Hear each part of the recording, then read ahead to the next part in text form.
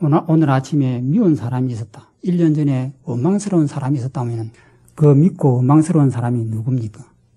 내 머릿속에다 넣어놓았던 내 기억 종자잖아요. 그러면 그것이 뭡니까?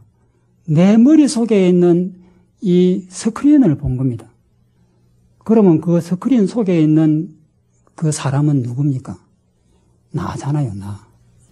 나를 가지고 밉다, 원망스럽다, 이렇게 한 거예요.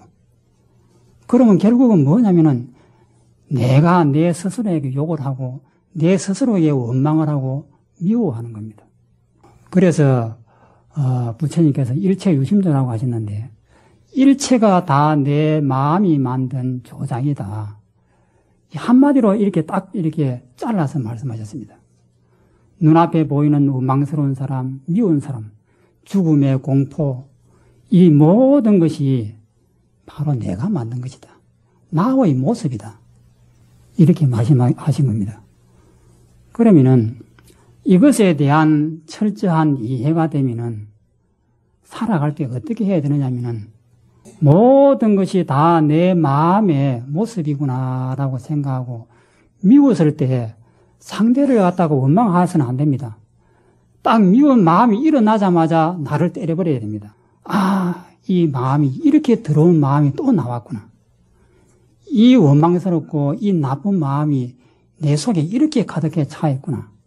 이것을 빨리 간파하는 겁니다. 그래서 수행이라는 것은 다른 것이 아닙니다. 이 깨어서 지켜보면서 이것이 허상이구나라고 알아채리면 됩니다. 알아채리고 나를 버리려고 마음을 먹고 버리고 또 버리면 어느 순간에 내가 텅 비어버립니다. 이 몸뚱이가 있다 하더라도 이것이 그냥 허공이구나 하는 생각이 들어갑니다. 그래서 내 마음의 본래 모습이라고 하는 이것은 텅 비었다. 무심하다. 마음이 없는 이 마음이 내 본래 모습이다. 그리고 번뇌가 일어날 때마다 이 모든 것은 전부 다 내 마음이 만든 허상이기 때문에 이것을 빨리 버리는 이런 수행을 하다 보면은 그 어느 순간에 확신이 확 들어옵니다. 그런데 확신이 들어온다는 것이 뭐 별것이 아닙니다. 우리가 지금 여기에서 이해한 또 이전에 우리 신도님들께서 이해한 그 이해에 대한 확신입니다. 그런데 불교에서 보면은 삼매라는 이런 말들이 많이 있어가지고 삼매는 또 무엇일까라고 궁금하게 될 겁니다. 경전에 보면 부처님께서 삼매에 드셨다고 이렇게 되어 있습니다. 또 책들에 보면 뭐 초월의식이다 이렇게도 이제 그 번역도 하기도 하고. 그런데 나는 그런 삼매에 들어가 보지도 못했고 그런 초월의식 세계에도 들어가지도 못했는데 깨달음이라는 것은 아주 깊고 도저히 상상할 수 없는 어떤 그런 것일 텐데 이렇게 간단할까 이런 생각을 할 수가 있습니다. 그러면은 이 삼매라고 하는 이것이 무엇이냐 하면은 불교에서 이 삼매에 대한 이 신비한 이것에 대해서 이해가 없으면 공부 못합니다. 삼매라는 이것에 대한 이해가 분명하게 있어야만이 깨달음에 나아갈 수 있는 이 길이 생기지 삼매에 대한 이해가 없으면 안 됩니다.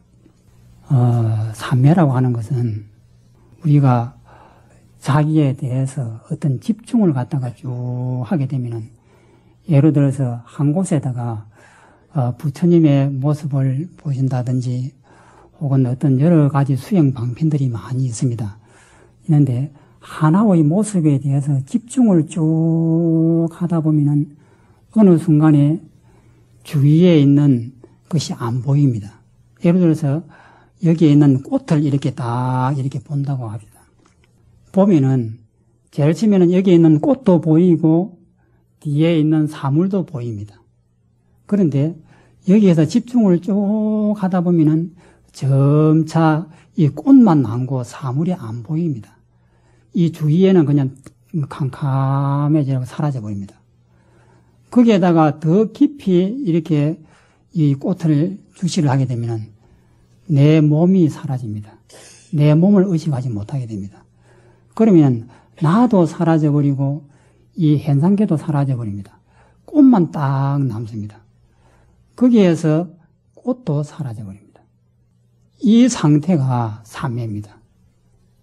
은은한 즐거움이 있고 고요하고 너와 내가 없고 이 상태가 삼매인데 이 삼매에 이것을 탐착을 하게 되면은 이것은 안 됩니다. 삼매 속에는 나도 없고 너도 없고 하나가 되어가고 있는 상태에서는 번뇌가 안 일어납니다. 생각도 안 일어나고. 그런데 그 고요하고 즐거운 세상에 있다가 깨어나면은 다시 번뇌가 나옵니다. 그래서 이 삼매라고 하는 이것은 공부하는데 하나의 과정은 될지언정 이 삼매를 통해서 도를 얻지는 못합니다. 정말해서 이 번뇌라고 하는 이것은 이것이 허상이구나라고 알아채림으로 해가지고 그것을 해서 벗어나는 것이지 이런 어떤 테크닉을 통해 가지고 고요한 상태에 들어가 가지고 나도 없고 너도 없는 이 상태에 싹 들어가고 있는 것은 이것은 중독성이 있습니다. 그러면은 이 공부라고 하는 이 도라고 하는 것은 뭐냐면은 이런 삼매 속에서 사는 것이 아닙니다.